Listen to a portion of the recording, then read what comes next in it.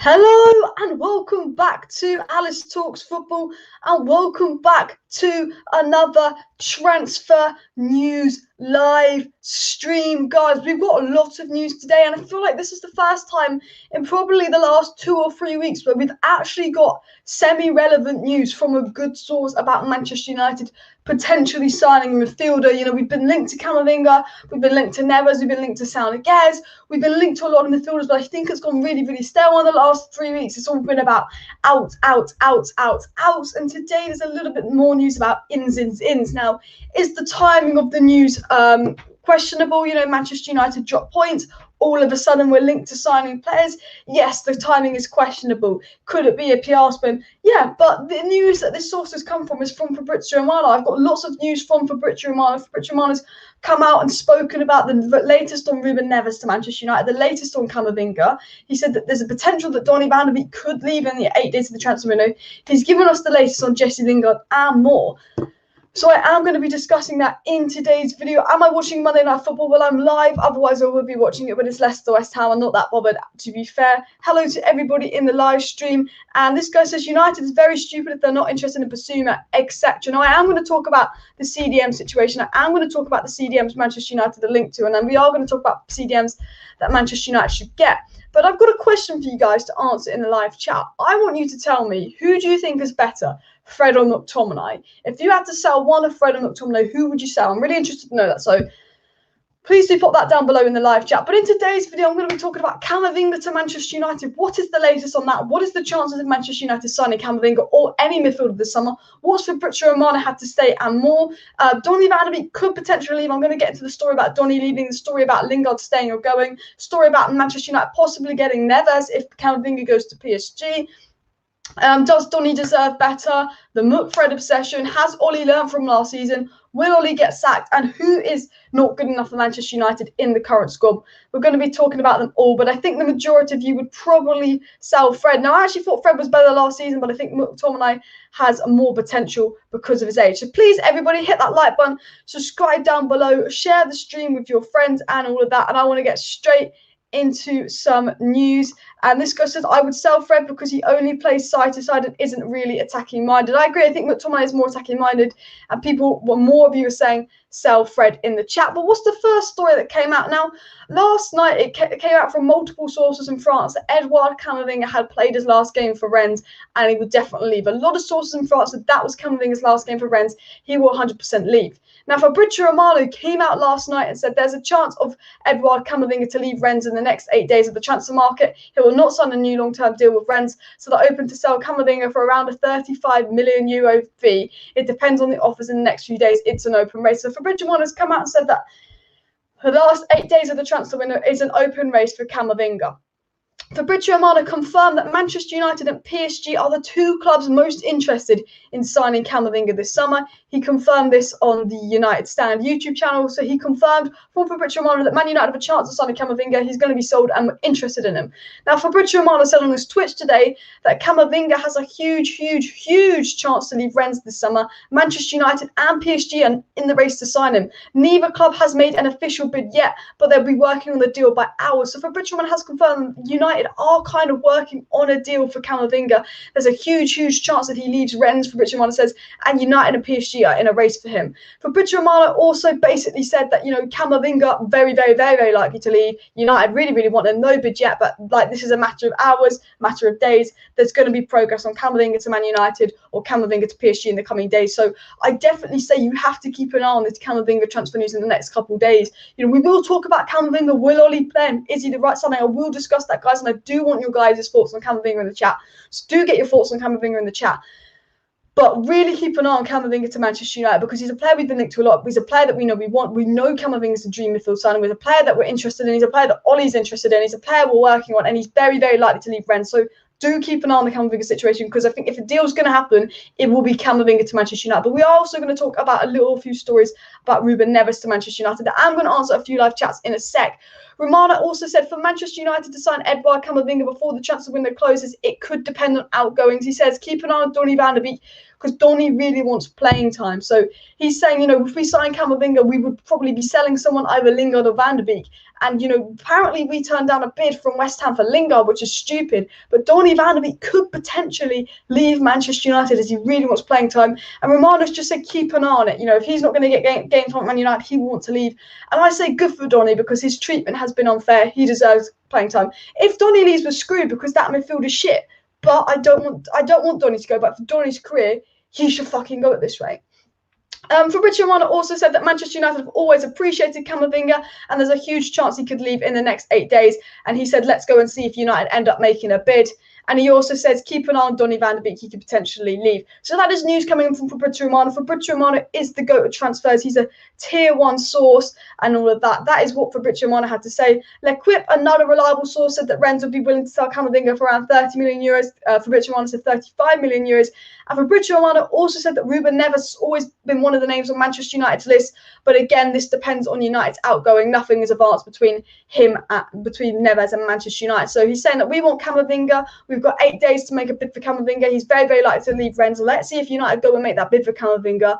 But he also said we do like Neves, but Neves would depend on outgoing. So I think if Donny leaves, I think if Lingard leaves, we maybe go for Neves because he would be affordable price. But we're definitely in for Camavinga, as we know. Guys, now let me know your thoughts on Camavinga in the live chat.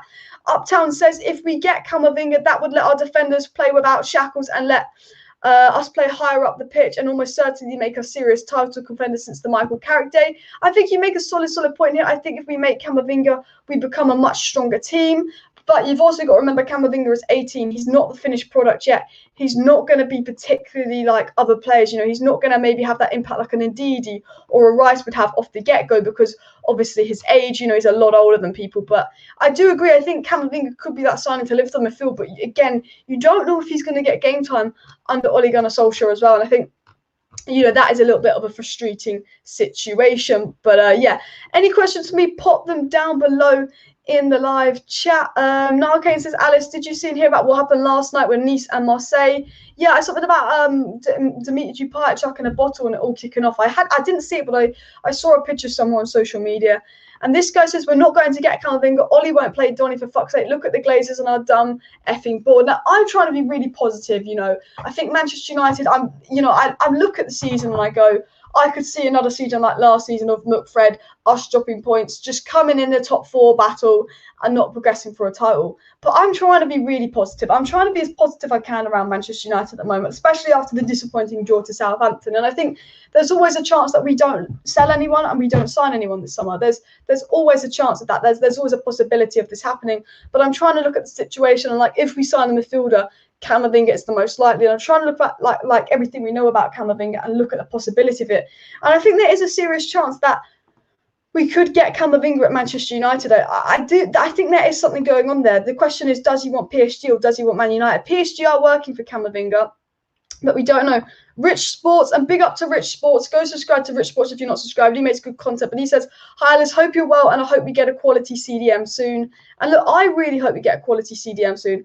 I am fed up of McFred or Fred and Matic shit. Like, I hope that Man United get a good quality CDM soon. What I'm going to do is, because my Wi-Fi is being slow as hell, I'm just going to take these graphics off for a second. I'm just going to get this up on my screen here. This is a little bit of news on Camavinga to Manchester United. I thought I'd just share the screen. Everybody, by the way, please do hit that like button. And if you're not subscribed to the channel, subscribe down below. But I want to get all of you guys' thoughts on Camavinga in the live chat. Do you think he'll be a good signing? Do you think he'll be a bad signing? Would you take him? Like, if you had to sign a CDM right now that was going to be under £50 million, so it had to be semi-realistic. If you had to sign any CDM right now, I'm actually intrigued to know who would you sign. I'm really interested in everyone's comments. Niall Kane said, did you also hear about the Rangers fans yesterday who racially abused a Celtic player from Japan?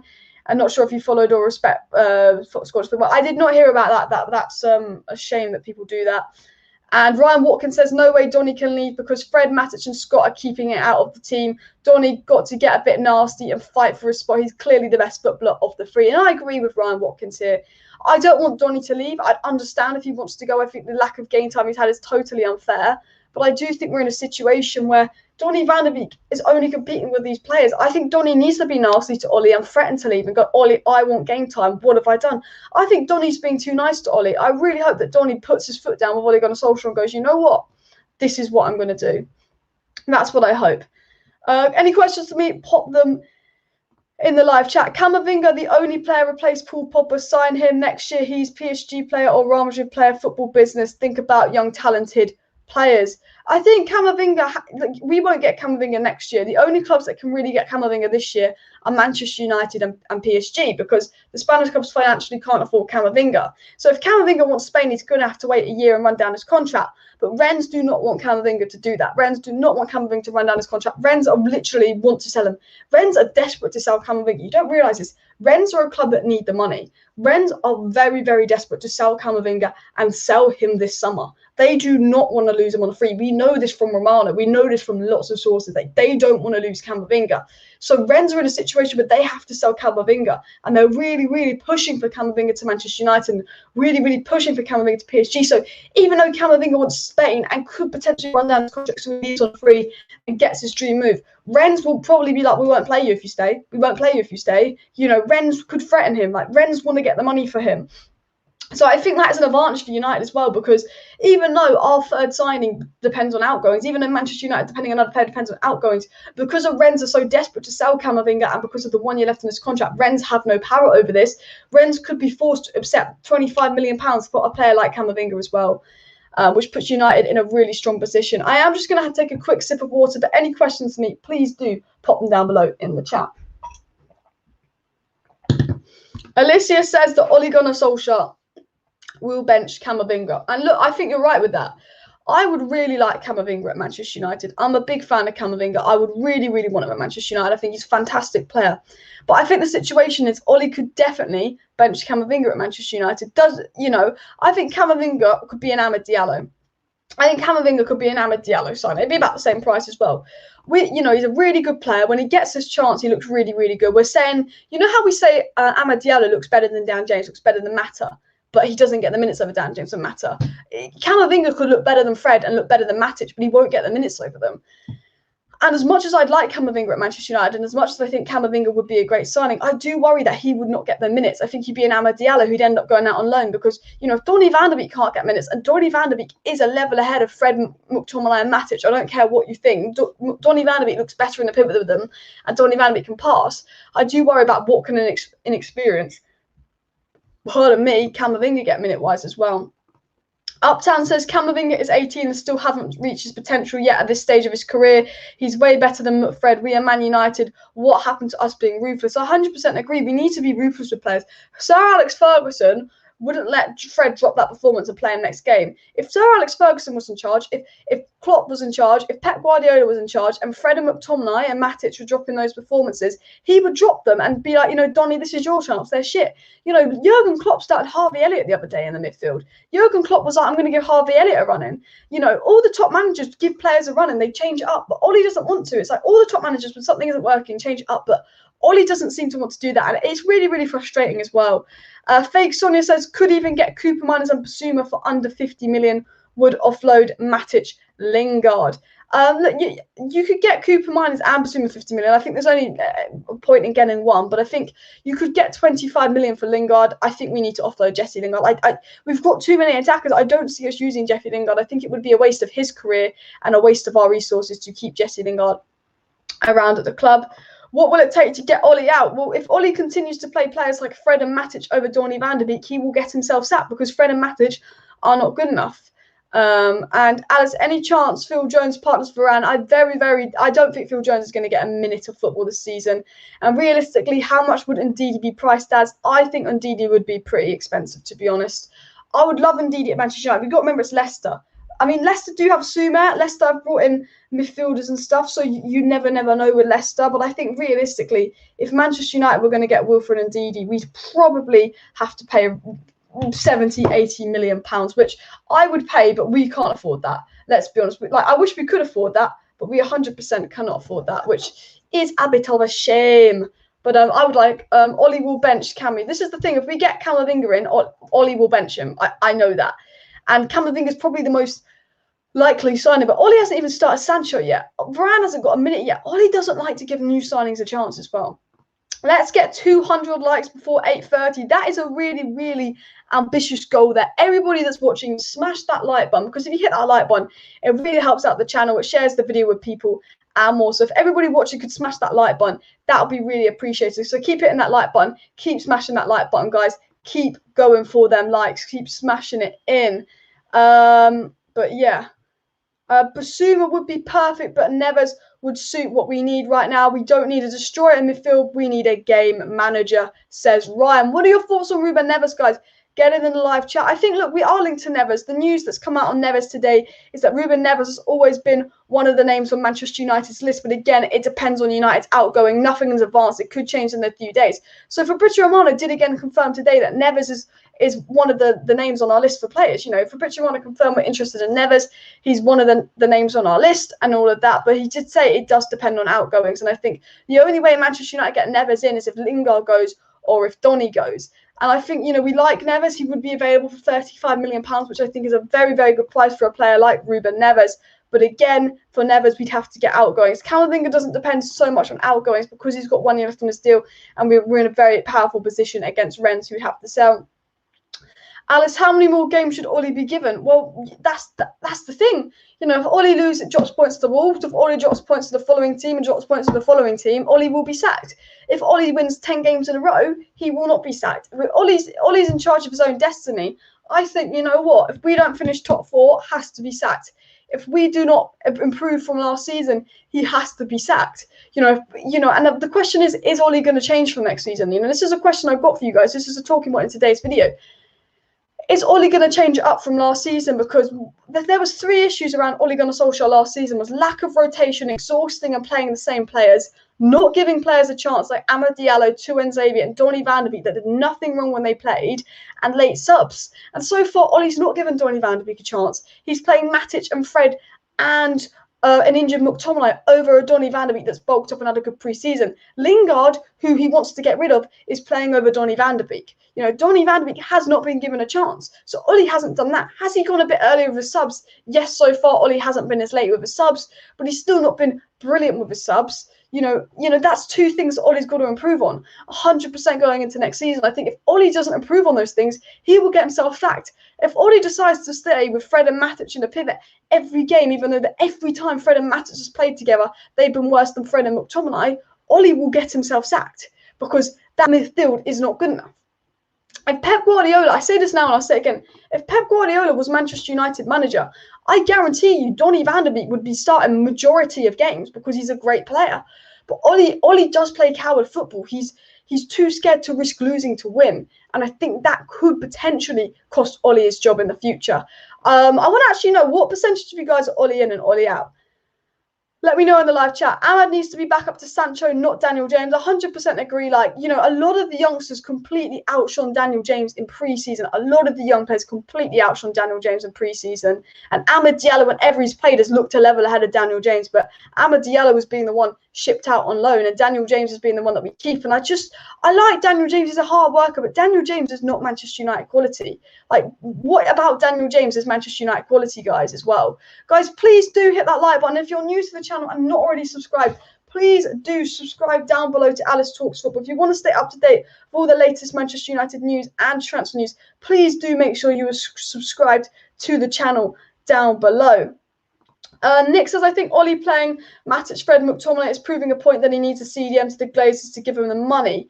Do you think Ollie was not giving Donny a chance and playing these shit players in the pivot and not going for the win because he wanted to drop points to try and get the Glazers to spend money? Do you think Ollie did it on purpose? Maybe Ollie thought, oh, if I drop points early on in the season, the Glazers will spend money on the midfielders, we'll see a midfielder? Maybe, but I don't think the Glazers watch football. The Glazers don't know we need a midfielder because they know nothing about football. But maybe because if we drop points against Southampton, and let's say we drop points against Wolves, maybe we will do a panic buy on deadline day like we did last year. We did quite a few panic buys on deadline day last year because we started the season so badly.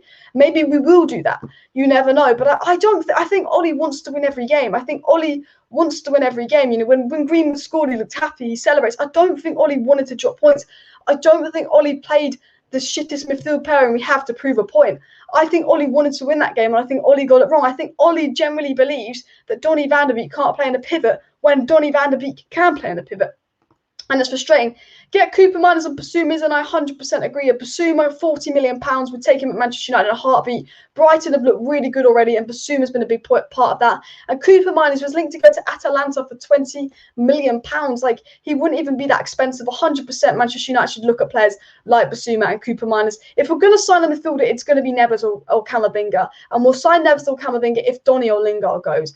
But we're not looking at Cooper Miners. We're not looking at Basuma, which is a shame. Ollie should be sacked. He's not the man to lead United, says Emmanuel. Are you Ollie in or Ollie out? Let me know in the live chat. Look, I'm going to give Southampton as Ollie's one-off, but if Ollie goes into the Wolves game, if Ollie goes into the following games of the season, and he starts playing Fred and Matic and not giving Donny a chance and being late with his subs and playing the same old shit midfield and not rotating the squad and not going to win games and playing this negative football, then I'll 100% be Ollie out. Ethan says, I don't know what Ollie's doing. If Varane and Sancho played yesterday, we would have won. I think if Donny played yesterday instead of Fred, we would have won. I think if Donny started over Fred yesterday, I think Man United would have won 100%. I think the performance yesterday was not good enough, and it was the midfield that let us down. And I just sat there and I went, we're chasing a goal. We are chasing a goal, guys. And he subs McTominay on, and injured McTominay comes on the pitch over Donny van de Beek when we're chasing a goal. Okay, and injured McTominay gets subbed on before anyone else when we're chasing a goal. Why? Someone tell me that. Why? Why? Then Lingard, who's going to be sold, gets to come on, but Van de Beek doesn't. And I think it's a disgrace from Ole Gunnar Solskjaer. Why all the anti-Ollie comments? He's an excellent manager and a credit to our club. I'm not anti-Ollie. I just think he is the reason we lost yesterday, him being naive and not giving Donny a chance. Do you guys believe that Donny van de Beek deserves more a chance at Manchester United? Let me know in the chat. Do you think Ollie has reason to not play Donny van de Beek, or are you with me going, this is getting ridiculous now? Donny van de Beek deserves more game time. Matt says, look at our midfield, is a disgrace. We need a new midfielder. Although we have Donny van de Beek, we still need one more player, hopefully Kamavinga and hopefully Donny van de Beek playing.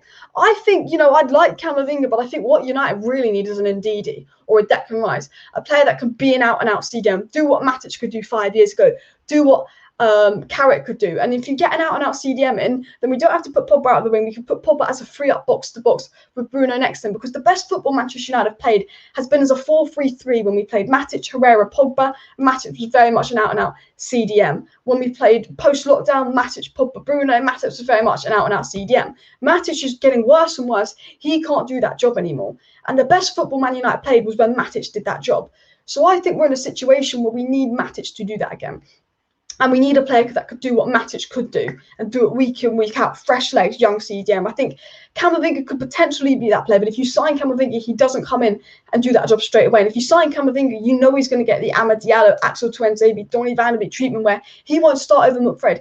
Even if McFred put in 10 stinkers, he won't start over them.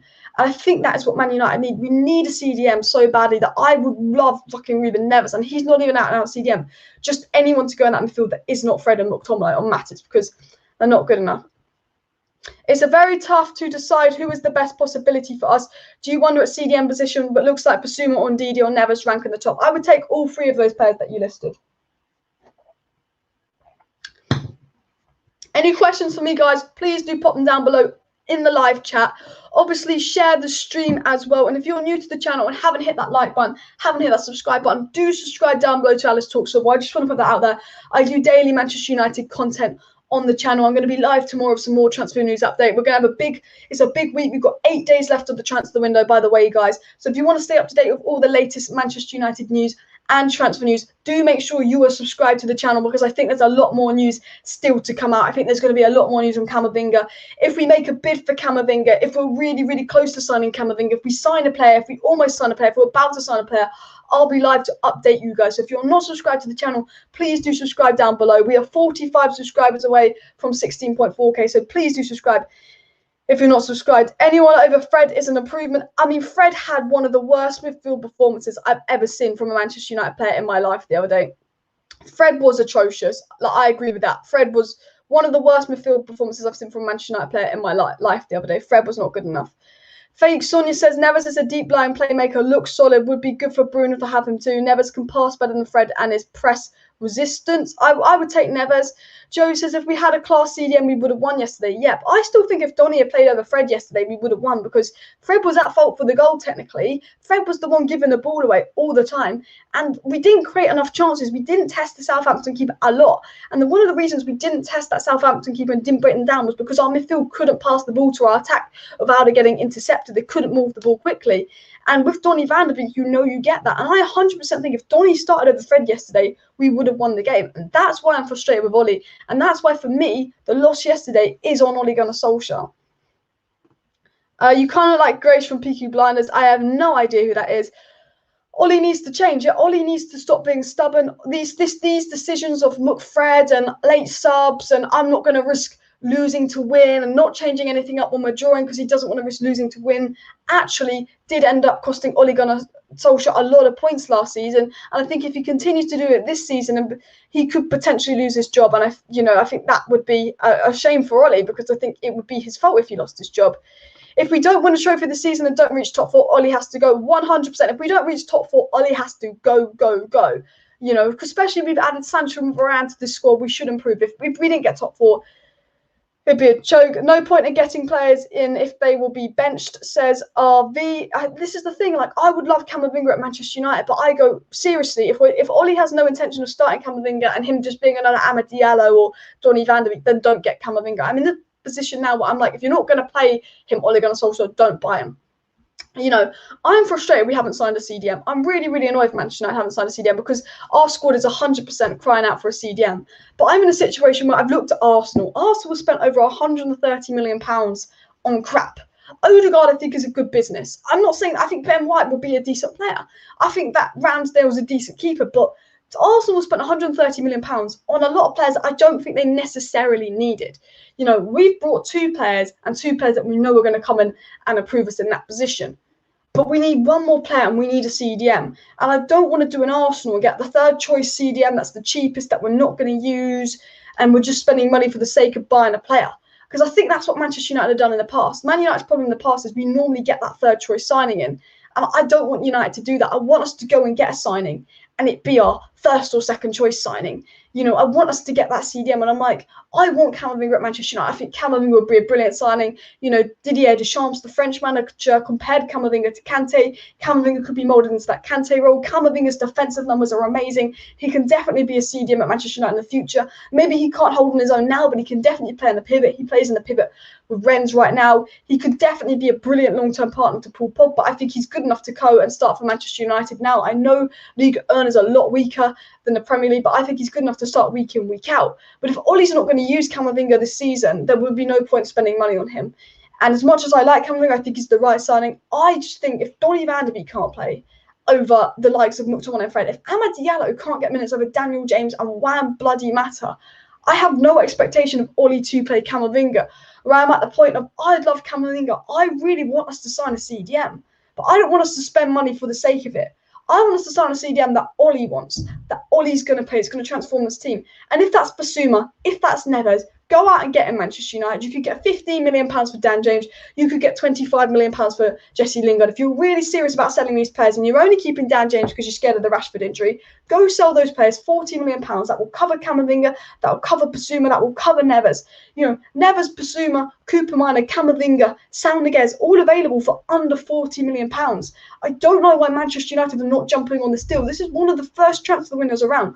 Well, I see lots and lots of top CDMs or top players that can play in the pivot out and available for under £40 million. Even Chuchemini, who we were linked to, apparently we don't want. And I don't know why. Alexison says Basuma is really the type of player we should be looking at. Premier League proven, can take the ball off the defence and control the midfield, an absolute steal, and we aren't even looking at him. I think Basuma would be an absolute steal. I 100% agree, especially with Brighton having an interest in Dan James. You could give them 30 million and Daniel James to Basuma, and I think that would be a very, very big bargain. I know that Brighton got 50 million for Ben White, but Ben White has that English tax. I'm shocked that we haven't even been linked to Basuma. I'm completely shocked we haven't been linked to him. I understand the Neves things. I'm like, if we're linked to Neves, we should be linked to Basuma. 100% agree with you there. Guys, in the live chat, if you had to sign one CDM for under £40 million, who would you sign? Would you sign Camavinga, or do you think there's no point because Ollie won't play him? And would you sell Donny if it meant we got to see them? I want to know your thoughts on this in the chat, and I'm going to address this myself. And I am going to update you on Camavinga to Manchester United news. I'm going to let you know all the latest news regarding Camavinga to Manchester United, Neves to Man United, and what Fabrizio Romano has obviously told us regarding ins and outs of Manchester United. So stay tuned for that. And of course, if you are new to the channel, please do subscribe down below because we've got 7 days of the transfer window left. And if you want to stay up to date for all the latest Manchester United news and transfer news, do make sure you're subscribed. So just take a drink of water and I'm going to get into the chat. I'm going to get into the news. I've got some stories for you, so stay tuned. But very good comment there. Fake Sonia says 85 points is a minimum, to be honest, to me, and silverware. The perfect season to try youth out. Ahmad looks ready. Greenwood has developed. Sancho and Varane will improve our team, but they need to play. Amad Diallo is going to go out on loan to Crystal Palace, I believe, which is a shame because I think Amad Diallo would generally add more to our squad this season than Mata and Daniel James. I think we shouldn't have given Mata that 1-year extension. I think that was a silly decision for Manchester United. I thought it was a poor decision from Manchester United, and it very much does frustrate me, if you want my honest opinion. I think that Manchester United could do a lot better. I really do. I think we've managed this transfer window incredibly poorly. I think that Ahmad should be the one staying. I think we should be cashing in on Daniel James. He's had his chance. This is his 3rd season. He's not done it in 2 seasons. Last season was his chance to prove us wrong. He had a season to settle. We didn't. I think we should have sold Daniel James. I think we shouldn't have given Mata a 1-year deal. And we should keep players like Amad Diallo around at Manchester United because I believe Amad Diallo is good enough to play for Manchester United. I believe Amad Diallo is a top player, and I think he looks better than Daniel James. Palestrian, Solskjaer, who aren't even at the level of Amad Diallo, showed Daniel James up in pre-season. I think 15 million for Daniel James, and we don't cash in on him when we're desperate for a defensive midfielder. And the reason we haven't got a defensive midfielder is because we need to sell players. Then why aren't you selling a player like Daniel James? Why aren't you selling a player like Jesse Lingard? I don't get it. Ollie was the original bench warmer. Maybe Ollie just wants Van der Beek to be his replacement on the bench. Alice, are you going to do a live stream for Manchester United versus Wolves on Sunday? I will be doing a live watch along for Manchester United Wolves on Sunday, so do subscribe so you stay tuned for that. Andrew77 says Donny Van der Beek can't get a minute over on the way out and recovering from COVID, Lingard and injured Scott. Exactly. This was the thing that frustrated me. This game was crying out for Donny Van der Beek. We needed a goal. Scott McTominay was injured. Lingard had COVID. Donny had a pre-season, but yet Donny doesn't get a minute. And I think it was an absolute joke management from Ole Gunnar Solskjaer. I thought Ollie's treatment of Donny Van der Beek is getting to the point where it is just dickhead behaviour from Ollie. It's like, what more does Donny have to do? Why aren't you even giving him a chance? Solution is very simple now. Always stick with Fernandes, Pogba and Van der Beek. We have to win most of the games, maybe like 95% of them. Is that an attacking lineup? Now, I think with Varane coming in, we won't need that Fred protection. We only played 2 deep CDMs and Matic and Fred, McTominay and Fred, or McTominay and Matic to protect Lindelof and Maguire because Lindelof and Maguire need protection from the defence. I think with Rafael Varane coming in, we will see less of McFred. I generally think we will see more of Donny Van der Beek and less of McFred this season when those players come in. I generally believe that because I think one of the reasons we do play this McFred thing is to protect the defence because Ollie is scared of losing. Ollie wanted to keep that away record. That's why he brought McTominay on to play alongside Matic and not Donny because McTominay is more defensively sound. And I think Ollie wanted to keep that away record. He didn't actually go for the win versus Southampton because actually, if you look at the end of the Southampton game, Southampton looked more like winning that game. If it wasn't for De Gea, we would have lost that game. And I think now we're going to have Varane, and I assume Varane will start versus Wolves. I'm pretty confident Varane will start versus Wolves. I think if Varane plays next to Maguire, we won't see McFred. I think that's when we'd start to see Donny and Pogba, or Matic and Pogba, or Fred and Pogba, or McTominay and Donny. I think that's when we'll see something different. I think that's when we'll see one of Donny or Pogba in a pivot when Varane comes in, because Varane's got pace, and, you know, when Maguire plays with Stones, he's so much better. When Maguire plays with Bailly, he's so much better. When Maguire plays with Bailly, we never play McFred. When Maguire plays with Tuanzebe, we never play McFred because we don't need that protection because Tuanzebe's got pace, Bailly's got pace. And I think with Varane coming in, I think we will see less of McFred. And that's the reason that I'm willing to take this Southampton game as an anomaly. I think it's unfair on Donny. I think we're crying out for a defensive midfielder, and all of a sudden we're getting told we could get Neves or Camavinga, which I think is ironic timing. But I think with Varane coming in, if Ollie plays McFred with Varane coming in, that is the question, you know. Is McFred just Lindelof protection because Lindelof isn't good enough? Maybe when Varane comes in, are you going to give Donny a chance? Because you've kept Donny around. You've told Donny Van der Beek he's going to be involved this season. Donny hasn't left because Ollie's saying that he's going to be involved, but you haven't used him yet. You've used a COVID Lingard, an injured McTominay, an out-of-shape Matic, and a Fred that can't pass to save his life. And I think Wolves is the test of Ollie's management. Wolves is the test, because we got Wolves, then we got the international break, and Varane better start. Ollie better get the balls to start Varane. But also, Donny played versus Wolves, guys, and he was man of the match. He won the penalty. So if, by Ollie's logic, I started Tony Marshall versus Southampton because he did good in the 9-0 win versus them. I started McTominay and Fred versus Leeds because they did good in the 6-2 win versus them. So by Ollie's logic, he should be starting Van der Beek against Wolves, because Van der Beek did very well against Wolves as well. Any questions for me? Please do get them down below in the live chat. I'm sorry if I've missed any live chats. I'm going to try and stay up to date with all my live chats, but get your questions in down below. West Ham are 1-0 up, by the way, in their game. A lot of people think West Ham won't do as well this season, maybe when the games hit them. So it'll be interesting to keep an eye on that. And Andrew says, Camavinga, if he would come, Ollie would play him or Basuma for me, no doubt. Get anyone, says Andrew. And Jadon Sanchez said that United made a mistake loaning Garner to Nottingham Forest. He should have been loaned to Brighton. We take Basuma on loan. If Garner does well, then promote him to first team next season. I do think that Garner's had his time in the Championship. I do think we should have been looking at a Premier League loan for James Garner. I don't know what you guys think. And Alice, who brought Ollie to United? The board. Well, I mean, in terms of him as a player, I guess, not the board. All of that. And Diego's really hoping that Amad goes to Palace. I'm really hoping that Amad Diallo does go to Palace. I think this guy's a baller. I think he would be a good replacement for Eze. Guys, if you're not subscribed to Alice Talks Football, please do subscribe down below. We've got a big week ahead. And if you want to stay up to date with all the latest Manchester United news and transfer news throughout the window, please do subscribe to the channel, because we've got 1 week left of the transfer window. And if we sign a player, I'll be live. If we're about to sign a player, I'll be live. If we make a bid for a player, I'll be live. If any big things happen regarding a player coming to Manchester United, I will be live to update you guys on that. So please do make sure you subscribe to Alice Talks Football if you're not subscribed and want to stay up to date with all the latest Manchester United news and transfer news. Emmanuel says, Ollie can't bring anything better in any player. Ollie is a talent killer. How could you play two left-footed in the same both? Both lack ability to pass well. Ollie out. And I think Fred and Matic were awful, but I didn't really think about them being both left-footed. I guess they're easier to predict when they pass out and all of that. I just think the fact that Fred and Matic had that stinker versus Leicester, and he decides to play Fred and Matic. So this was my problem with Fred and Matic in a pivot. Donny and Matic have played 4 or 5 times together, and they've worked perfectly. They complement each other well. They look good.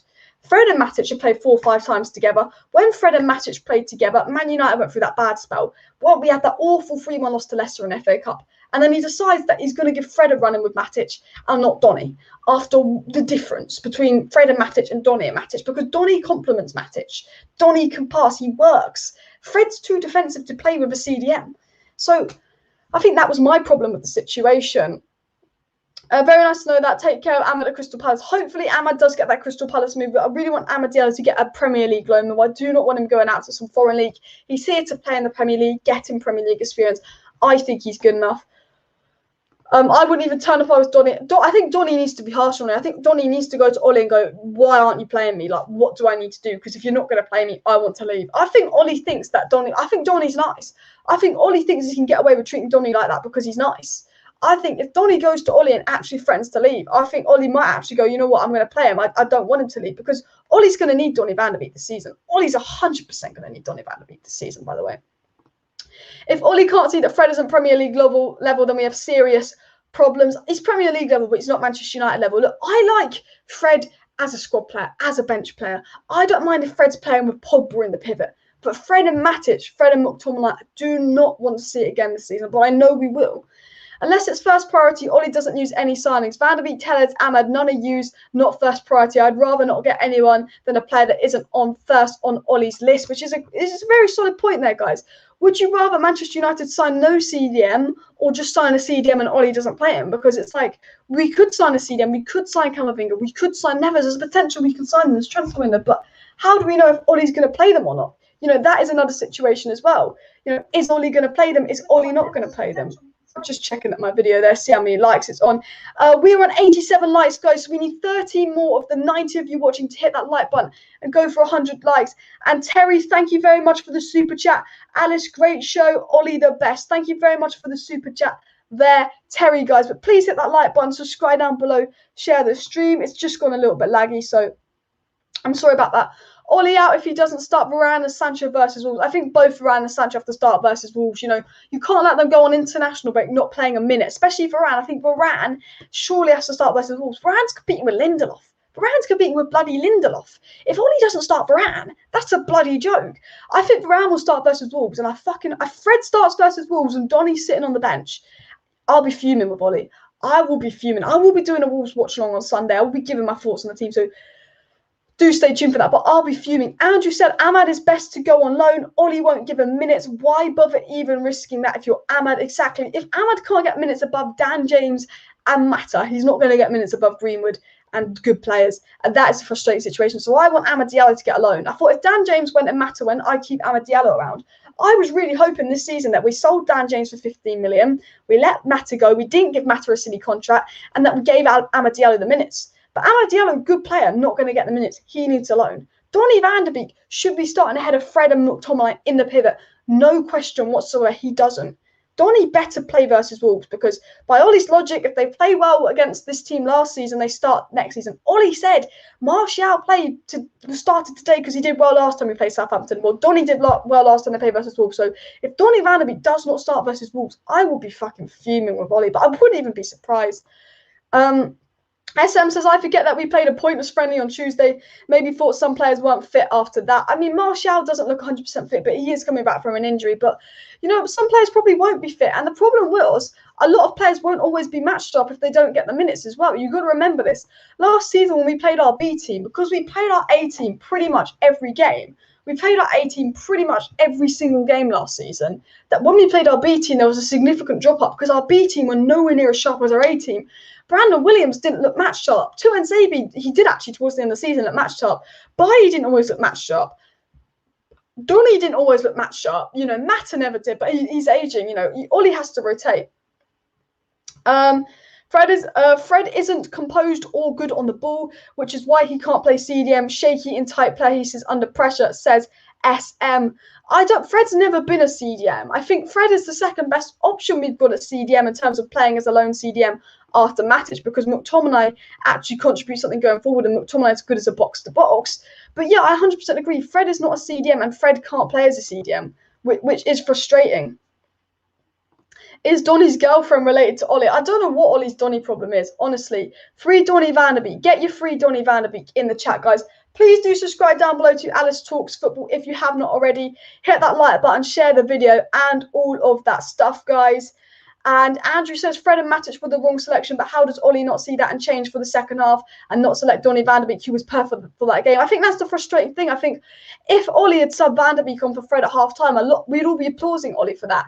And I think less people would be frustrated at the end of the game. But then when an injured McTominay comes on when you want to go and not Donny, I think that's why people are turning on Ollie, and I think it is Ollie's fault. Please hit that like button, subscribe down below, by the way, guys. We have 1 week till the transfer window is over, by the way, guys. 1 week till the transfer window is over, guys. So please do subscribe, because there's going to be a big week for Manchester United. Are we going to sign one more player or not? It's going to be a big, big week for Manchester United. So please, please, please, please do make sure you subscribe. We're going to see how this week goes, see how it pans out. So please, I just say please subscribe. We're on the road to 17,000 subscribers.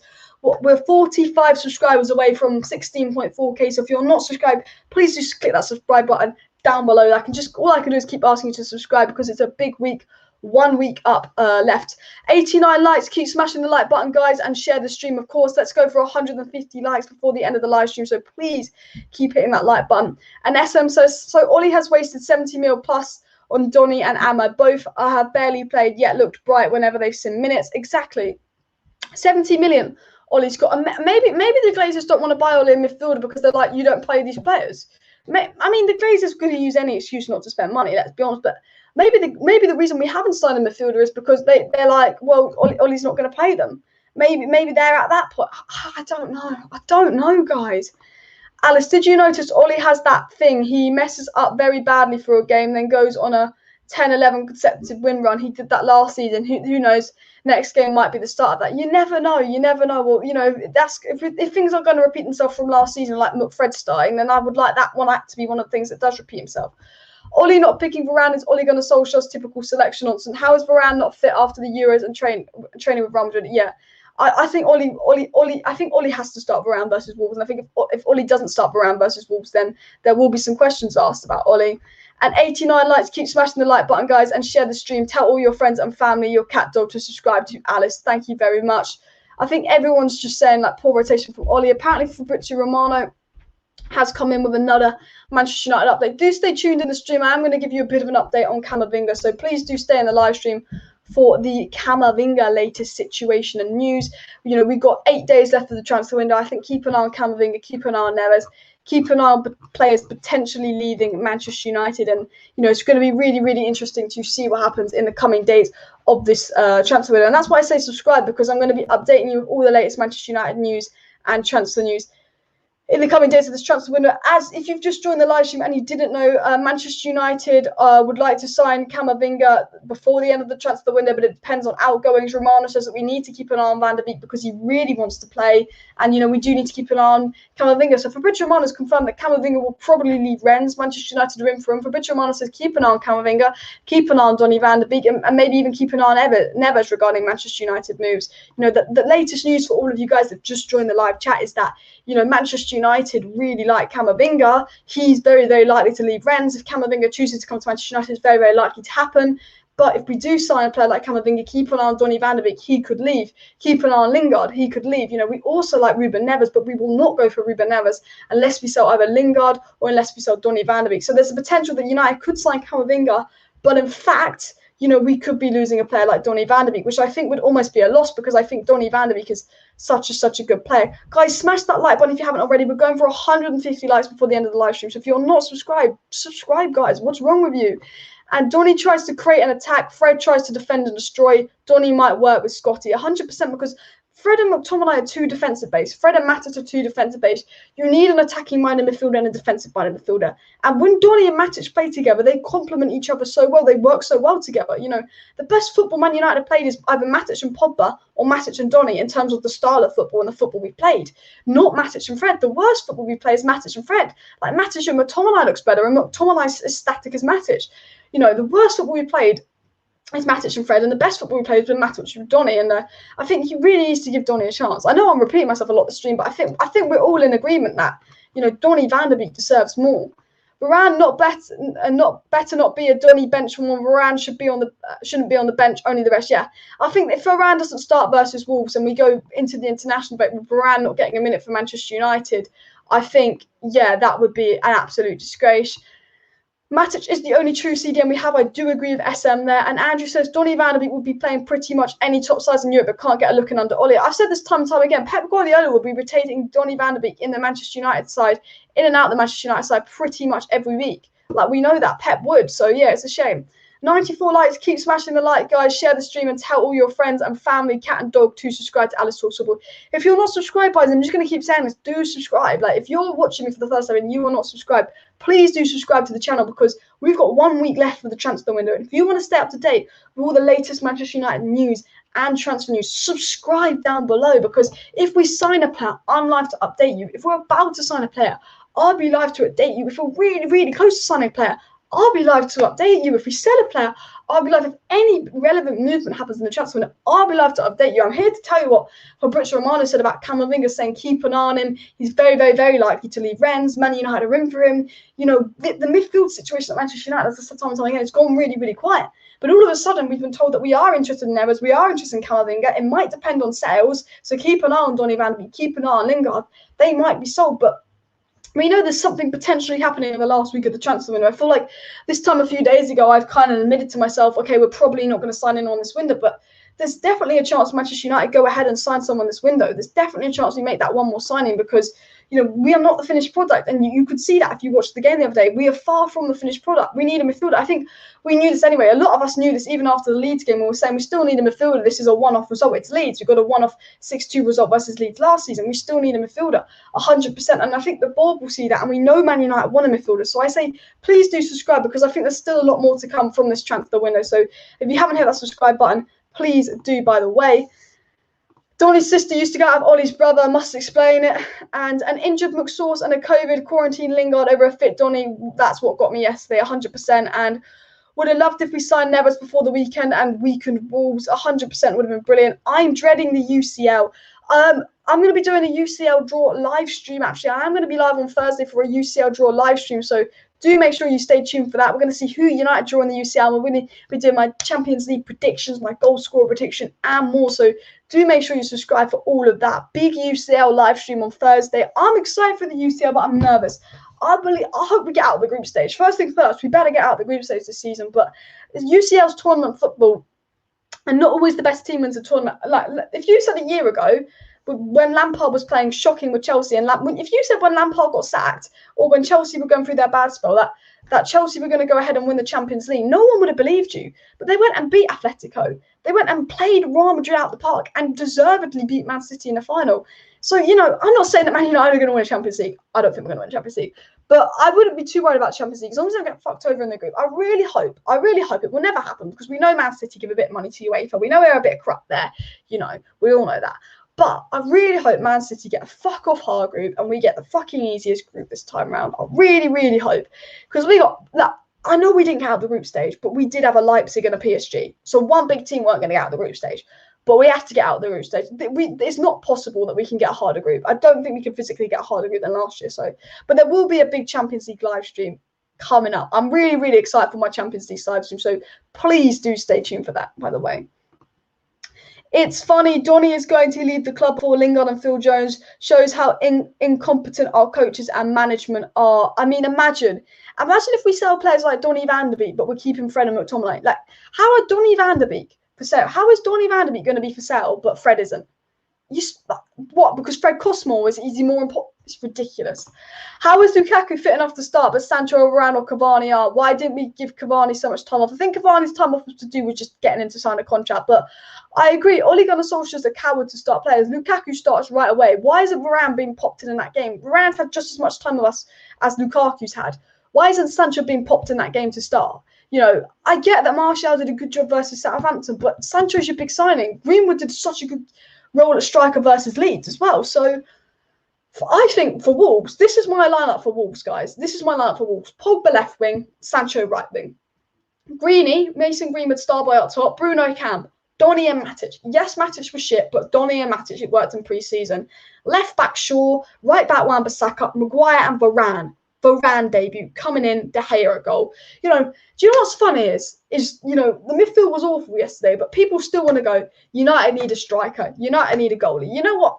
Fucking De Gea saved us yesterday. So, you know, is De Gea as good as he used to be? No. But all those people saying Manchester United need a keeper, they won't win the league unless they sign a keeper. Our keeper is fine. He saved us 2 points yesterday. Okay, maybe once we sign a CDM and we get Haaland in, we might be going, okay, now it's time to replace the keeper. But not for now. Not for now. Our keeper's fine. Like, Greenwood can do a good job at striker. We've got Cavani. Look, I think Martial, when he gets his confidence back, he gets the service. I think he can do a job. If worst comes to worst, even you can put Rashford back in there. I think we need a striker, but next summer. Next summer. We need a CDM desperately. And I just go, you know what? Goalie, fine. Defence back four, fine. Put Varane in there, fine. Attack, pretty much sorted. Probably would look for Erling Haaland next summer. I think all we need is a CDM. All we need is a CDM for me. Ollie should have been sacked at half-time versus Southampton. The thing is, if Ollie had subbed off Fred at half-time and subbed on Donny, I would have applauded Ollie. Even if we drew that game 1-0, I would be still pissed off if we drew that game 1-0 versus Southampton because the performance was crap. It felt like a loss. But if Ollie had actually been ruthless and taken Fred off and put Donny on, I'd have been less annoyed. But I think the reason I was annoyed is because I think we could have really easily prevented that 1-0 draw by subbing Donny van der Beek on for Fred at half-time or changing up the game or really going out to attack. I think Ollie generally played to try and protect this away record. You know, maybe Ollie wants to get this away record and he just didn't want to risk losing. I don't know. We need a CM who can walk into the starting 11, not a player for the future. I think that's how a lot of people feel about Kamavinga. I don't think many of us can trust Ollie to start him. I agree. I'd love Kamavinga, but can we trust Ollie to start him? Ollie, great man management, but poor in game management, says Starlord. To be fair, I agree with Starlord to come in there. Any questions for me, please do get them down below in the live chat. I'm about 5 minutes behind on live chat, so I am just going to skip through a few. But red card in the Leicester game, so please get any comments in the live chat. If you're new, do subscribe down below to Alice Talks, so we'll get that notification bell on. And SM said, if I had a nickel for every time we complained about Ollie not playing Donny, I'd be at Old Trafford every week. I think I'd be at Old Trafford every week for every time I personally complained. You know, not everyone else. And if Klopp was our manager, we would have surely won a league title. I don't know. I think if Klopp was our manager, we would be doing better, because I don't think we'd be seeing Matic and Fred. I think we'd have been seeing Matic and Donny, and I think we would have won that game. But I don't know if we still win a title with this team. I still don't think this midfield's good enough to win a title, despite the manager. I think Alex Ferguson is the only manager that could win a title with this team. And this team is very, very good, but we need a CDM. Let's be honest. Maybe Donny could be that CDM. Not that he's an out-and-out CDM. Maybe Donny. We haven't given Donny a chance, but I think we do need a CDM. Guys, we have hit 100 likes, but let's push for 150 likes. So we've got over 80 people watching. So if you're watching and you haven't hit that like button, please go ahead and smash that like button for me, guys. And Kevin says, point is, Ollie is incapable of managing Manchester United. How is it Donny cannot get some minutes? Camavinga shouldn't come to United because Ollie wouldn't play him. Get Neves and play him with Donny van der Beek, says Kevin. And Kevin, I know I'm a bit late on reading your comment, but I 100% agree with you there. I would get, I would agree with you. I would get Neves in. I would play Neves and Donny together. I would 100%. I don't do what you want. I want Camavinga. I think he's a fantastic player. I think Camavinga is the type of player in 3 years' time we'll be paying 80 million for him.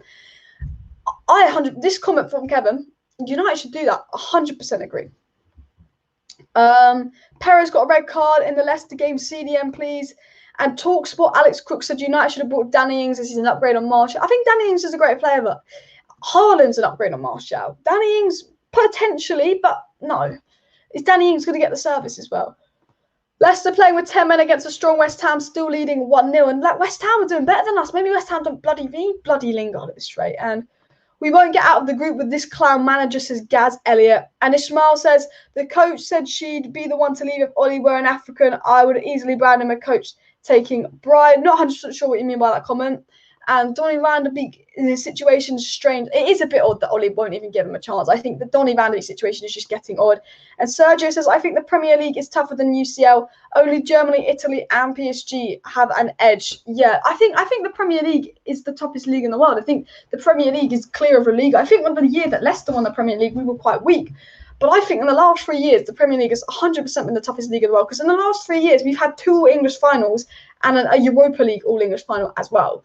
I think the Premier League is the strongest league by a mile right now. You've got to think with Messi leaving La Liga, with Sergio Ramos leaving La Liga, the 2 world-class players in that league leaving, Premier League is the best league in the world by a mile. And I would put Serie A in second. Even though the Serie A teams do fuck all in Europe, I put them in second in terms of competition.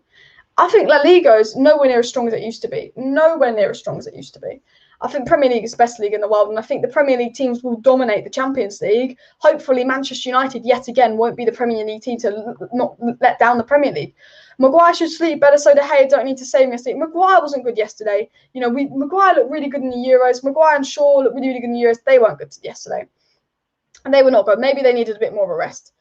It wasn't Leipzig or PSG that kept us out. It was a piss-poor performance against Istanbul. And you make a good point. I can complain about how hard our group was, but the reason Manchester United are not in the Champions, didn't get out of the Champions League group, is because of the defending on a corner against Leipzig, which allowed them the bar to score. I forget about that. That is the reason. That is the reason Manchester United did not get out of their group, because of some defending that allowed Demba Ba to score from a corner, and that's why we didn't get out of group. You make a good point there. And Fabrizio Romano has come out and said on his YouTube that Kamavinga is a big opportunity for Manchester United and PSG. Both are waiting for an outgoing to happen in order to bid for the player. They're in contact with his representative. So Fabrizio Romano has just come out and confirmed that Manchester United are in fact in contact with Kamavinga's representatives. That's news that has just come out now, by the way, guys. So what I'm going to do is I'm going to share my screen and just put that story out for you guys to see. But some breaking news coming out from big man Fabrizio Romano there, guys. Very, very interesting to see. So please do subscribe to Alice Talks Football if you're not subscribed to the channel, because I update you on all the latest Manchester United news and transfer news. And as you've seen there, we've got some big news from big old Fab Romano. We're 43 subscribers away from 16.7k. So please do subscribe to Alice Talks Football if you're not subscribed to the channel. We've got 1 week left of the transfer window. If you want to stay up to date with all the latest Manchester United news and transfer news, to figure out everything that's happening in the transfer window, do make sure you're subscribed so you don't miss out on any Manchester United updates, by the way. I'm going to read through a few more live chats, so please do get them in. Greenwood showed more instinct as a number 9 in 2 matches than Martial has in 6 years, says SM. Martial's had some very, very good games for Manchester United. He's just been poor as of lately. So I think that is harsh, but I think Greenwood is really looking like he could kick Martial out of the squad. I think Martial could go this summer because, especially if we're looking at Haaland, Greenwood, looks like he's going to offer more than Martial yet again for another season at 19. And because Donny is quite a respectful lad with no media agenda to get him to play for Ollie, it's easier to leave Donny out, unfortunately. Because if Donny was English, I think the media, there's no media. I think, there was that media agenda to get Dean Henderson to play. There's always a media agenda to get these people to play. I think if the media started to go on Ollie, he probably would give Donny more of a chance. But I thought Ollie gets away with not playing Donny. 100%. What's the next away shorts? Orange or green? No idea. And no Matic, please stick with Scott and maybe Van der Beek. I like Donny and Matic, but I don't want to see Matic and Fred, and I don't want to see Matic and McTominay. I don't want to see Fred. I want to see either Pogba or Van der Beek in the pivot with someone else that's maybe defensive minded. Our club, sadly, is badly run from top to bottom. Glazers out, our clowns and need to go immediately. And you know what? I agree with you there. I hate the Glazers, We can say Ollie in, Ollie out all we want. But at the end of the day, it doesn't matter who our manager is. We've had a proven world-class manager in Jose Mourinho. We've had Louis van Gaal. We've had manager after manager after manager. And we still haven't come close to winning a Premier League title. I think the problem at the club is the Glazers, It doesn't matter if you're Ollie in, Ollie out. You have reason to be Ollie out. If you're Ollie out, you have reason to be Ollie out. But the biggest problem at Manchester United is Glazers out. And I think if we drop points to Wolves, the fans will rightfully turn on Ollie. If we drop a performance like we did versus Southampton again, the fans will rightfully turn on Ollie because we came second last season. We've added Sancho and Varane. There's a lot of expectation at Manchester United, but I think really we still need to turn on the Glazers because we turned on the Glazers a lot last summer. And it actually triggered the Glazers to do something, spend some money, apologise. I think we have to keep turning on the Glazers before we turn on Ollie because we can replace Ollie. And sure, we might improve if we replace Ollie, but we're never going to be the Manchester United we used to be with the Glazers. Never. I reckon we won't need Haaland if Greenwood shows his true self on the field, says Jadon Sancho. Justice for Donny van der Beek. Hit that like button for Donny van der Beek. If you want Donny van der Beek to start versus Wolves, and if you do not want Fred to start the next game, smash that like button. We're going for 150 likes by the end of the live stream, guys. So smash that like button if you want Donny to start, and smash that like button if you do not want to see Fred getting some starts. So, guys, keep smashing that like button. As I've said, by the way, smash that like button. And also, please do subscribe down below to Alice Talks if you're new. We are 27. We are 36 likes away from 150 likes. So we're going to try and go for 150 likes by the end of the live stream. So keep hitting that like button if you haven't already. We need to get another 30 odd likes in to get the 150 like target. How many times during Ollie's tenure have we seen that Fred needed to be subbed off only for Ollie to persist? I agree. The time that Fred got sent off versus PSG, and I don't think Fred was playing bad, but I was like, this guy's going to get sent off, sub him off Ollie. He didn't sub off Fred, he got sent off. The game versus Leicester, Fred's worst performance for Manchester United was the 3-1 loss to Leicester. And Ollie didn't sub him off. In fact, Ollie put McTominay next to him, and he got worse. Yeah, Ollie has, because you know what? Donny van der Beek got subbed off 45 minutes into a game. When we played Southampton last season at St Mary's, and we were 2-0 down at half-time, Ollie wasn't afraid to sub Van der Beek off. So when we're 2-0 down at half-time, Ollie's not, in the game against West Ham, when we were a goal down at half-time, Ollie subbed off Van der Beek, put Bruno on at half-time. Okay, so if we're a goal down at half-time, remember this. If we're not winning at half-time, Ollie subs off Van der Beek. Remember? West Ham game, we weren't winning at half-time, Ollie subbed off Van der Beek. Southampton game, we weren't winning at half-time, Ollie subbed off Van der Beek. Okay? But Fred doesn't get subbed off. Ollie really, if we're losing at half-time, Van der Beek gets subbed off, but if we're losing at half-time when it's Fred in the midfield, he can't make a change, and I think that is very, very unfair to Donny van der Beek. Phil Jones will be back up, just needs to watch some Jurassic Park clips, and Jones has been offered around Championship clubs on loan to get him out and playing so he can be sold. That's what we need to do. Please do like and subscribe to the channel. Any questions to me, of course, get them down below, by the way, and Ollie can do well, but thinks he wants to get fired by picking up Fred and Magaluf. You'd think Ollie wants to get fired. Thanks everybody in the chat. Sir Alex Ferguson is the only one who can win the double with that squad. Potentially, yes. And West Ham beating Leicester with an extra, I think West Ham can get Europe again. I mean, the thing is, this is early days. When West Ham start playing in Europa League and they have more games, it's going to be harder for them to keep up at this pace in its early games. But West Ham, people don't think they're going to do as well this season, but they could definitely prove us wrong. Ollie has my head wrecked, lol, says Gaz Elliott. And if Donny leaves, he could get more football. I just think Donny's at such a crucial stage in his career where he needs to be playing week in, week out. And if I was Donny van de Beek, I'd be pushing to leave. And I don't want Donny to leave Man United because I think we'd be fucked without Donny van de Beek. If I was him, I'd be pushing to leave. Fabrizio Romano's just given him more updates. Fabrizio Romano says on his YouTube channel regarding Manchester United, coming to the outgoings, Manchester United have to decide on Jesse Lingard or maybe even Van der Beek. It's an open race for Kamavinga. So, I think Man United want Kamavinga, but to get Kamavinga, they can have to sell Van der Beek or Lingard.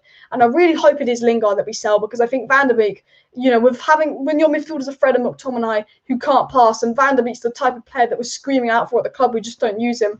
I think it would be a shame for Ollie to sell Van der Beek. I think it would be a shame. But if you're Van der Beek and you're not getting the minutes, then, that's 100% understandable. Any questions for me, please do put them down below.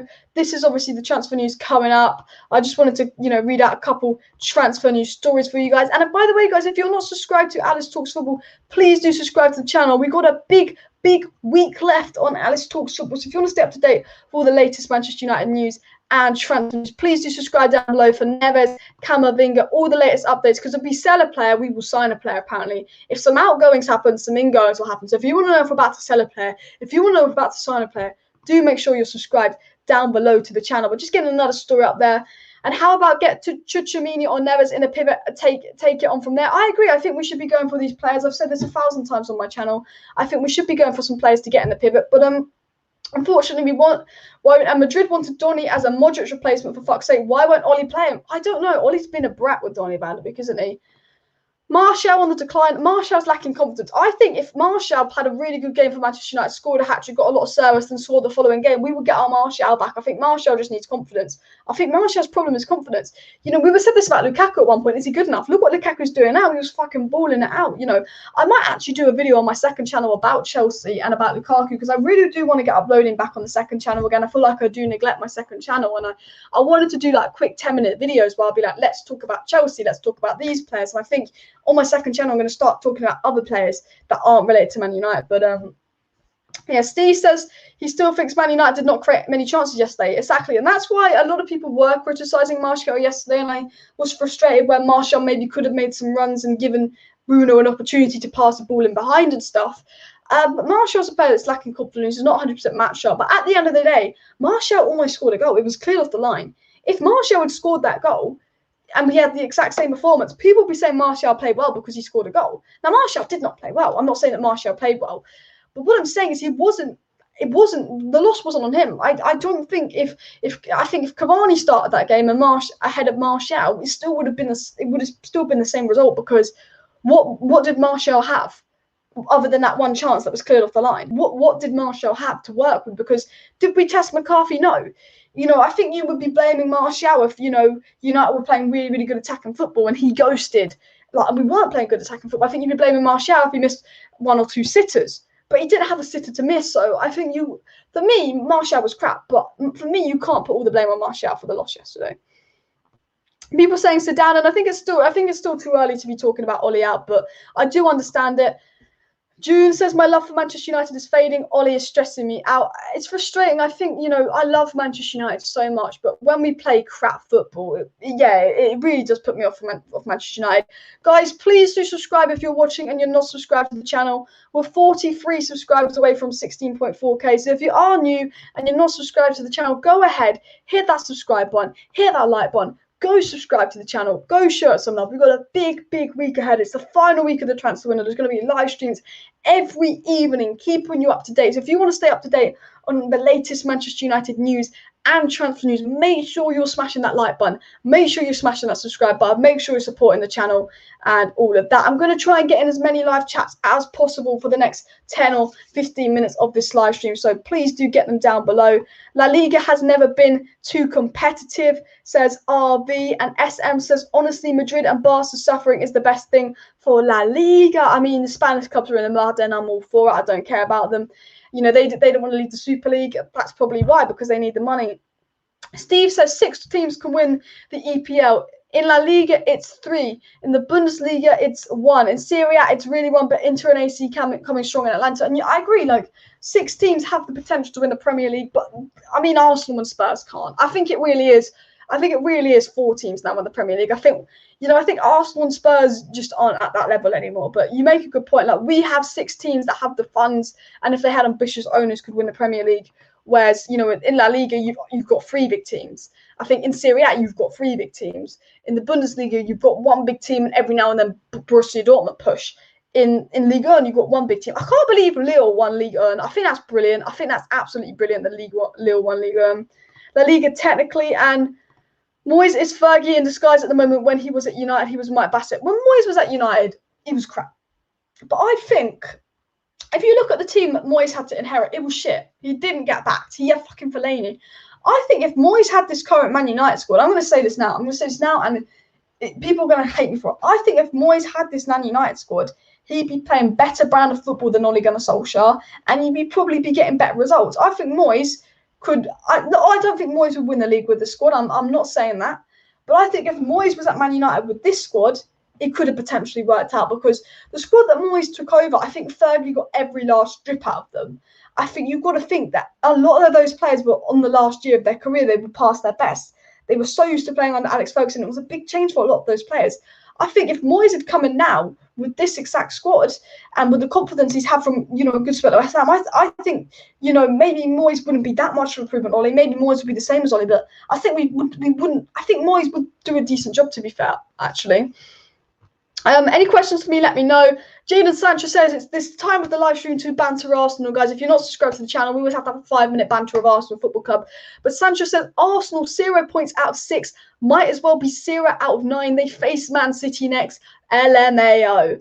Oh my God! Imagine if Arteta pulls a masterclass and beats Man City.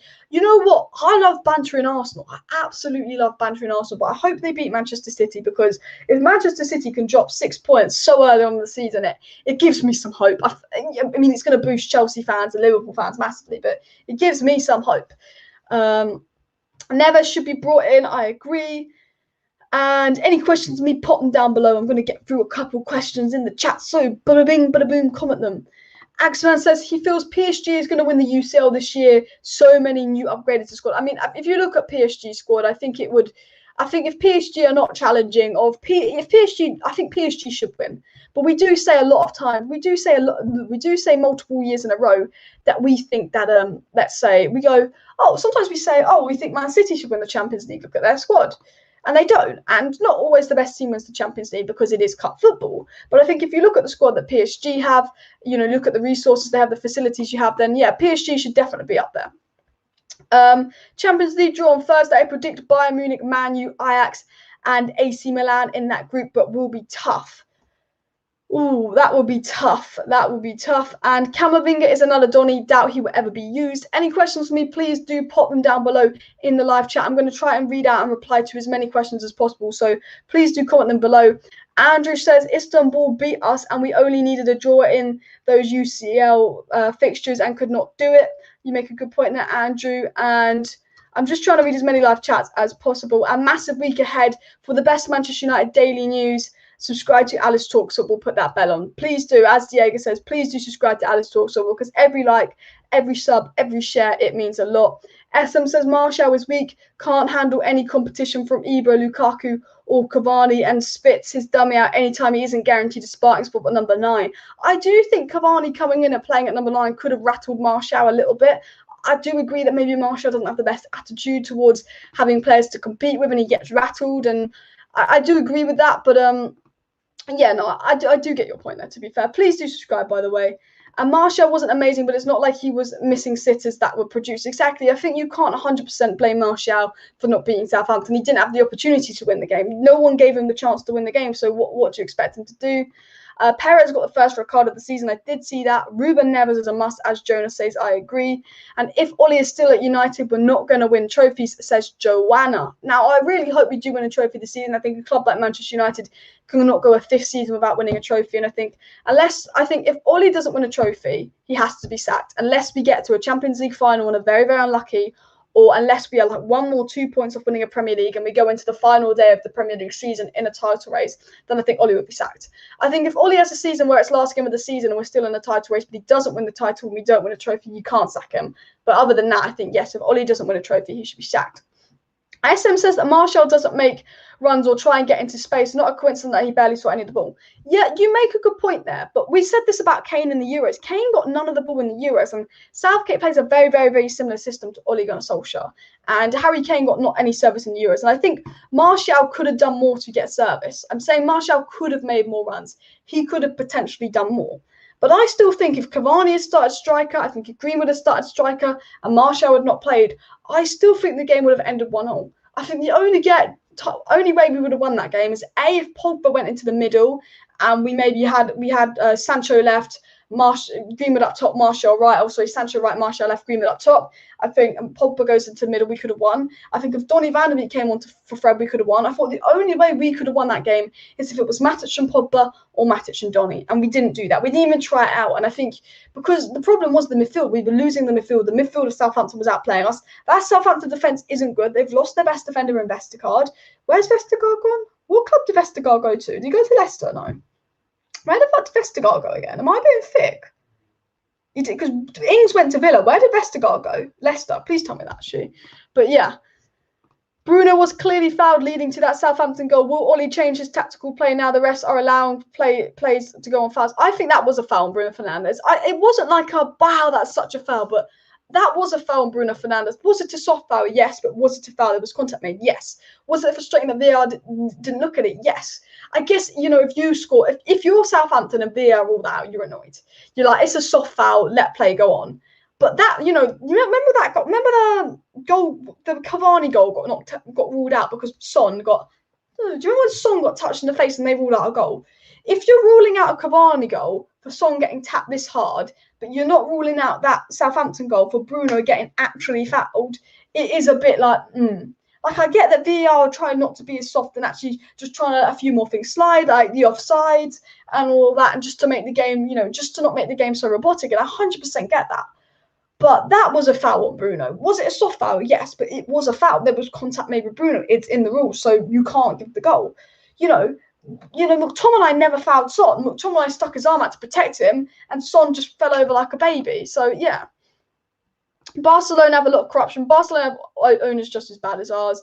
And congrats on the nomination, Alice. Hopefully you guys keep Ollie there for the full 36 months from a Chelsea fan. Yeah, I have been nominated for the Football Content Awards. So if you do go ahead to the Football Content Awards website, you can vote for me. I'm actually going to share the link for that now. Football Content Awards. I got nominated for Best Premier League Content Creator and Best Young Content Creator at the Football Content Awards. So I've been nominated for 2 awards. So you can actually vote for me in the Football Content Awards. So I will post a link to that, by the way, guys. And if you are watching and you're not subscribed to the channel, you've not hit that like button, please do. Because as I've said time and time again, it's a big week coming up on Alice Talks Football. And if you want to stay up to date with all the latest Manchester United news and transfer news, please do make sure you are subscribed to the channel so you don't miss out on any of the latest Manchester United news and transfer news. In the live chat, I've just posted a link to vote me in the Football Content Awards, so please do go ahead and vote for me. I've actually been nominated and it will come up with 10 names, and you scroll down on the Best Young Content Creator category and the Best Premier Content Creator Academy category, and you can vote for me. Sorry, voice is stumbling. Andrew said we had a few chances. Mason and Bruno had decent heading opportunities. Pogba created a chance on his left foot, but was mostly individual brilliance, not cohesive play. And I 100% agree with Andrew's comment there. Obviously, Arsenal being banter FC, we are bantering Arsenal. Moyes, the charity shield king, won more trophies than Ollie, and I'd welcome Moyes back only if he brings Rice with him. You know what? I'm going to say the exact same. And I saw Ty on AFTV starting a debate with fans. You know what? Ty is my favourite on AFTV because although he's deluded, okay, it's like a good deluded. It's a passionate deluded. I try and be biased to Man United because I love my club. And I try and see the positives in everything. And I appreciate about Ty and, certain fans. You can be deluded, but it's because you love your club. And by the Alice is better than Ollie. I think I am. What's going on in the Leicester game? And I'm assuming Vestergaard went to Leicester. Vestergaard did go to Leicester. If Varane and Sanchez started, we could have won. If Donny started ahead of Fred, I think we would have won. And how do we save United when Paul Pogba goes next season? Maybe question of the year. This is the thing. If we sell Donny van der Beek this summer and Paul Pogba goes on a free, we are fucked because we don't only need a CDM, but we need a box-to-box midfielder. We need 2 midfielders, okay? But if we keep Donny van de Beek and Paul Pogba goes on a free, I think we just need a good CDM, because we've seen it before. Matic and Donny play really well. Matic, Donny, Bruno, when they've linked up, play really, really well. I think you can replace Paul Pogba with a top CDM. I think you can. But I think, we would be screwed if we lost Pogba and Donny, because then we'd need 2 midfielders, and then we'd be focusing on Haaland because he'd be available for 60 million, and we couldn't do that. And we'd be another season where we're a year short and a player short of being where we want to be. Only 20 likes away from 150 likes. So please do hit that like button if you have not already. If you want to stay up to date with all the latest Manchester United news and transfer news, please do, by the way. I'm just replying to a message on my phone. This guy says Ollie cannot play same player every game. He's changed the player. Ollie needs to rotate. I've said this 1,000 times on my channels, guy. I've said this 1,000 times on my channel. Pep Guardiola, what did he do? Rotate his squad more than any other manager. What did Man City do? Win the league. Yes, Pep has more players to rotate with, but Chelsea, again, have more players to rotate with. I know that. But what did Thomas Tuchel do? He rotated his squad a lot. Chelsea and Man City were the 2 most rotated Premier League squads last season. And I guess they have the most facilities to rotate the squad, 100%. But what did they do? What did Chelsea and Man City do? They won a Champions League. They won a Premier League. Rotation is so important, because when were Man United playing their worst football? At the end of the season. When were Chelsea playing their best football? At the end of the season. The reason Chelsea were playing their best football at the end of the season is because they kept rotating. The reason Man United weren't playing well at the end of the season is because Bruno wasn't near his best. He was knackered. Wan-Bissaka was on his last legs. We have to rotate. We 100% have to rotate. And this is the thing. I want Ollie to go into the Wolves game and go, okay, Fred's having a rest. Let's play Donny. Let's play Donny in the pivot with Matic. Let's give Donny a go. Let's rotate Fred and McTominay. I'm going to use Fred and McTominay in this game. Let's rotate them. He's gonna go, you know what? Let's rest Martial. Let's play Sancho on the right. Let's rest Lindelof. Let's play Varane. But, Pep Roulette, I'm not saying Ollie needs to be Pep Roulette. I'm not saying, we don't have as much rotation options as Man City. We don't have as much rotation options as Chelsea. But Manchester United definitely need to rotate more. And I hope Ollie does that next season. But yeah, any questions for me, please do pop them down below. Latest to Mr. Starlord. People talking about the Bruno foul, saying he was foul, but what the fuck was Bruno doing facing our goal and standing still forever to make a decision, play to the whistle? Yeah, I think Bruno could have dealt with that better. Obviously, I did post a link, by the way, guys, for you to vote for me in the Football Content Awards. So please do go ahead and vote for me for Best Young Content Creator and Best Premier League Content Creator. All you got to do is click on that link and you can vote for me. Guys, if you are watching right now and you haven't hit that like button, please do hit that like button. And as I'm going to say time and time again, if you are, again, not subscribed to Alice Talks Football, please do go ahead and subscribe to Alice Talks Football, because we've got obviously lots coming up on the channel. We've got 1 week of the transfer window, and there's going to be so many Manchester United transfer news updates. If you want to stay up to date with all the latest Manchester United news and transfer news, go ahead and subscribe, because they've got big things to talk about, because we've got a week left, and if we sell a player, we're going to buy a player, apparently. If we sell a player, we're going to buy a player, and the player we could buy could be Kamavinga. A player we could buy could be Neves. But, if we sell a player, we could get Ruben Neves in. If Lingard goes, we could get Neves in. If Donny goes, we could get Neves in, or Camavinga in. So that's why I'm saying subscribe, because if there's any news about a player leaving, or any news of us making a bid or going to sign a player, I'll be live to update you, because this transfer window isn't over yet. Although it's been looking like we're not going to sign anyone else, this transfer window is not over. We play to the deadline. You play to the whistle, I should say. So do subscribe, because I think this thing's happening. And look, Fabrizio Romano has come out and made a lot of comments, regarding Manchester United and stuff. If I show you my Twitter, if we zoom out a little bit here. Let me show you my Twitter. Let's go for, Unite. Let's go to Big Up United Plug. They do some good transfer news updates here, and they tell us who's reliable. But there's a lot of news coming out. Solskjaer stressed Donny van de Beek wouldn't be important for Manchester United this season after he was unused in the draw against Southampton. Now, I think that's really interesting, guys, as well. Will Ollie stick to his word? Because, last season he said he would be important as well. So we don't only just talk about transfer news, but we talk about comments that has been made. Oh, yeah, I forgot to talk about this. I had this written down to talk about. Thank you, Niall, came for reminding me. I literally had this point written down to talk about.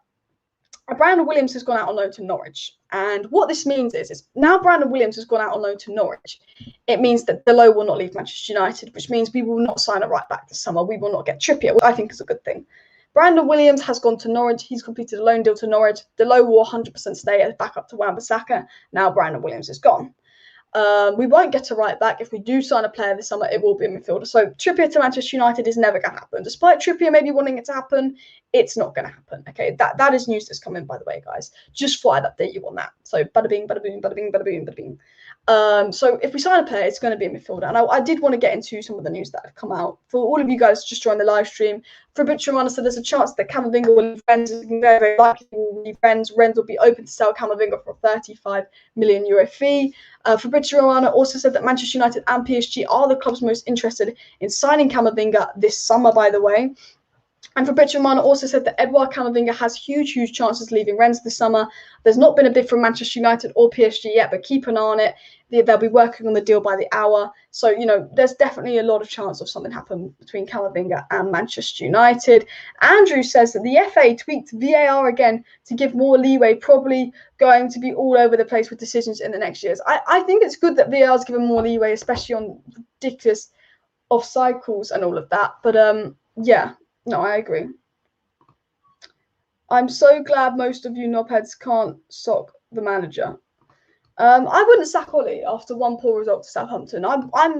Look, Ollie's been backed. He needs a couple of games of his players. Yes, it's been one poor result, but no, I wouldn't sack Ollie right now.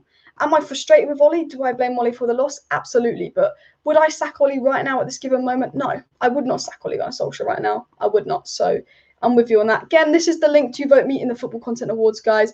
I am going to wrap up the live stream in the next 5 minutes or so because we have been going for an hour and 20 minutes. So any questions for me, do get them in now. We're going to go on a 5-minute power round. We're going to go on a 5-10 minute power round of answering your questions in the live chat, talking about news. So if you're watching right now and you have a question for me about transfer news regarding a player, you want my opinion on something, you want to say a point about something, get it in the live chat. This is your last 5 minutes of the live stream. Spam the live chat, anyone, with any questions you have. West Ham are 2-0 up with Benrahma. I need to put Benrahma in my fucking fantasy team. I need to get this guy in my fantasy team.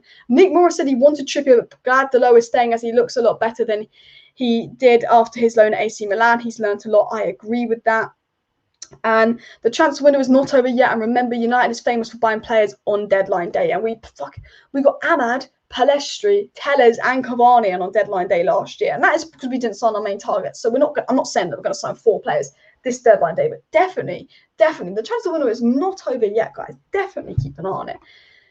And Andrew says, if Donny goes, it just shows Ollie is not up to it. You cannot be a top-level gaffer and not be able to identify talent. And I agree with you there, Andrew. But keep getting your comments in. We're on a 5-minute power round. I hope Arsenal get relegated for the banter. I do and I don't. I do because I want to play Arsenal. I want to beat them and I want to actually watch their game. If I would love Arsenal to be in a relegation battle and last game of the season they play Man United and we relegate them. Oh, that's I would like Arsenal to get relegated. That's what I'd like to happen. SM says it's not about one poor result. It's about Ollie's making the same mistakes over and over again. And you know what? I understand why people are Ollie out. I know we came second in the league, but I 100% understand why we're Ollie out because Ollie's the reason we didn't win the Europa League because of his decision making. Ollie's the reason that we got a lot of draws last season and not wins because of his decision making. Ollie's the reason that we didn't beat Southampton because of playing Fred and Matic, not when you have Donny. When Ollie has the resources and facilities he has, Varane, Sancho and Donny van de Beek on the bench, and he's not using them, then it is on Ollie. So I do understand why people are Ollie out. But yeah, sack Ollie, bring in Ty. Oh yeah, mate. And see you later, Alice. Take care. And Alice, what can we fans do to improve, to change and improve Ollie? Oh, I mean, we just need to get the media on his Donny van de Beek thing. We need to get the media to try and get him to play Donny van de Beek. I think that's all we can do now. Basuma, I'd love Basuma at Manchester United, but there's no links with Basuma to Manchester United. But unfortunately, as much as we would like Basuma at Manchester United will not sign Basuma, guys. I'm gonna tell you this now. We will not sign Basuma. It's a shame. I like Basuma. I think he's a great player, but Manchester United will not be signing Basuma. If we sign a CDM this summer or a midfielder this summer, it will either be Neves or Camavinga or someone shit on deadline day that we do not want and we do not need. If we're going to sign a midfielder, it's Neves or it's Camavinga, and we only sign them if either Lingard or Donny goes. And we've got 8 weeks left of the transfer window. Let's see what happens. Let's see what happens, guys. And anything can happen on deadline day. If you're Jim White, love the twists, love the turns. And yes, guys, please do subscribe if you're new. And of course, Alice Talks Football for the best sport content. Big up everybody in the chat. We've got a couple minutes left of this live stream, so get your power chats in. If you want to ask me a question about a player to Manchester United, transfer news, an opinion, want to get a point out there, you've got 2 minutes now. You've got 2 minutes to get as many live chats as you can in for me to read out. So big up everybody in the live chat. Smash that like button as well. How many likes are we on, guys? How many likes are we on? Because we need to go for 150 likes. We need to go for 150 likes. So how many likes are we on? We are 15 likes away from 150 likes, guys. Come on, we've got 80 people. We've got 85 people watching. Hit that like button. 15 likes away from 150 likes. If you're watching right now and you haven't hit that like button, please go ahead and hit that like button, guys. Keep smashing that like button. But to round up all the news, for everybody joining the live chat, to round up all the news, we've been told that Camavinga will leave Rennes. We've been told that Rennes are more than open to sell Camavinga for 35 million euros, which I think is 28 million pounds.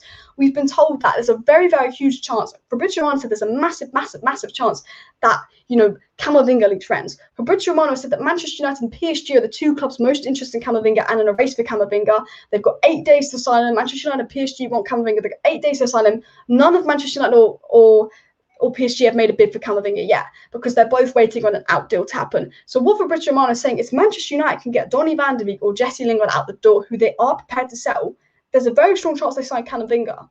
And he also said, Fabrizio Romano also said that we want Ruben Neves, but we don't have the money to get Ruben Neves. And what Romano said is, if United want Neves, if they sell a player, they can maybe go for Neves. So let's say we don't get Camavinga and we sell a player, then there's a big chance that we could get a player like Ruben Neves in as well.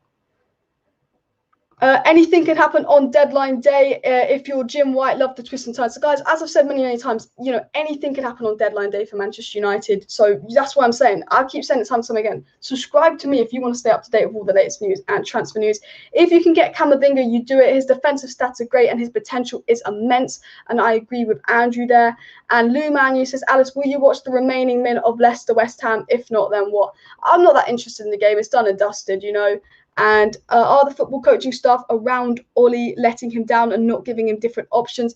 I think it's frustrating that, you know, you've got Carrick, McKenna, Phelan, and they, you know, if all us fans can see, if 90% of the fans can see that Donny and Matic would have worked 10 times better than Fred and Matic against Southampton, why can't Ollie and the coaching staff see that? Because they're not stupid. My only reason is because Ollie's scared, because he's scared that Lindelof and Maguire don't work, and because Varane wasn't playing, he didn't want to risk having an attacking player with Matic. And he didn't want to risk that football. He wanted to protect the away record. That's my only reasoning behind it, that Ollie was scared to lose. And the problem is, now we drop points to Southampton, Ollie will be even more scared to lose against Wolves, and he could even play negative against Wolves, scared to lose. But I do frustrate me that, can the coaching staff not see that we need a CDM? Can the coaching staff not see that Fred is shit? You know, that is questionable. Are the coaching staff helping Ollie or not? Guys, we're trying to get 150 likes. We're literally like 10 likes away from 150 likes. We've got over 80 people watching. So if you have not hit that like button, please do hit that like button. What do you think about Mbappe to United? Never going to happen. Just voted for you, Alice. Thank you very much for the vote. Alice, how old are you? I am 20. And Dylan Levitt is at Dundee United. I hope we get Camavinga. Big up Dylan Levitt at Dundee United. I fear Ollie will not be able to manage this team. We'll have to wait and see. You know, Ollie started last season poorly. We finished second. You know, if we win our next 10 games, we'll probably be top of the league. So, and okay, you dream of quadruple. I would love Man United to win quadruple. That's the dream, but it's not going to happen. I'm not sure these assistants up to it either. They have been under multiple gaffers at this point and not showing much. Yeah, you know, we've got some coaches in. We've got Eric Ramsey, and we've got a lot of coaches in at Manchester United, but again, with the assistants, are they up to it? And you surely, I was born in 2000, not 99, so I missed the treble. I'd be rewatching this stream. I love this channel so much. Thank you for the support. And how much longer are you streaming for? I want to play Fortnite, says Jerry Flaxman. The stream ends in 2 minutes, by the way. And about 10 more likes to go. Everybody hit that like button. 10 more likes to hit our target. But we are going to wrap up the stream here. We are going to wrap up the transfer news live stream here. So please hit that like button if you haven't already. Smash that like button. Keep hitting it. Subscribe down below if you're new to the channel. I'm live tomorrow night with another transfer news update video. So make sure you subscribe to stay up to date with that. If you had any questions for me in the live chat that I did not answer, I will answer them in tomorrow's live stream. So subscribe with the bell notification on. And any questions I didn't answer in today's live stream, I promise I will answer tomorrow. So please subscribe, please like, please share the video. Thanks everyone tuning in. Thanks everyone getting in the live chat. and I will see you next time. Bye, Z.